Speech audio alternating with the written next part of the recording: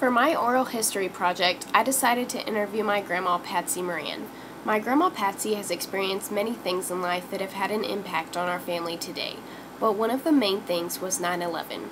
My grandma was alive during the Vietnam War, and even though they knew terrible things were happening, she wasn't quite as touched by it because they weren't seeing everything that was going on. However, on September 11th, 2001, my grandma was in her office and saw the entire thing play out live on TV. Everyone was screaming and crying because a plane had struck one tower, when all of a sudden another plane came out of nowhere and hit the other tower. There was also another plane that struck the Pentagon, and my grandma said there was also another plane heading for the White House, but there were several brave men that took down the terrorists inside the plane, thus saving the Capitol. My grandma described this event as gut-wrenching, because no one ever thought that something like this would happen on American soil. That night, there were prayer vigils across the country, in churches, homes, and anywhere people could meet. But the one thought at the forefront of everyone's mind was, what will happen next? My grandma said this event was especially terrifying because in all of the past wars fought, we knew our enemy. However, we had no clue who these terrorists were at first, nor why they were attacking. Someone was slipping in right under their noses. Of course, all airports, terminals, and even freeways were shut down for several weeks following 9/11, as the nation was in a state of panic and fear.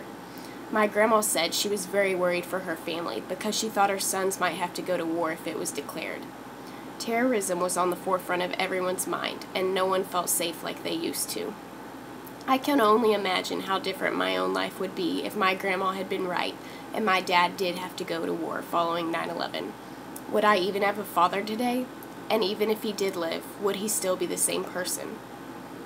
The other major event that influenced my grandma Patsy was meeting my Papa John. My grandma's first marriage was very rough. The man she fell in love with while she was very young began to change once they got married. He became very angry and borderline abusive. So my grandma decided to get a divorce, but not before giving birth to my dad and his sister. Not even a week after the divorce was final, my grandma met my Papa John. He was the complete opposite of the man she had previously been with. He was funny and caring. On their very first date, he even took her kids along with them.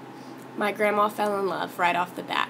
There were several people, including my great-grandma, that told my grandma she was rushing into this, but my grandma knew this was the man she wanted to be with. Here was this man that loved a single mom with 2 kids and treated those kids as if they were his own. He even paid for my aunt's daycare and dropped my dad off at school.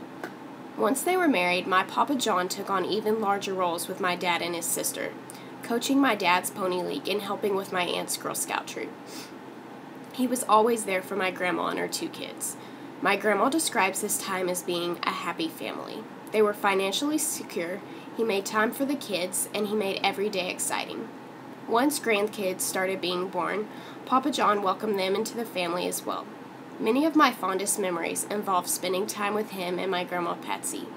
From getting us donuts from Jack and Jill's when we stayed over, to driving the boat at our lake house, Papa John always spent time with us and made it meaningful and fun. When Papa John passed away several years ago, it was extremely hard on my grandma Patsy.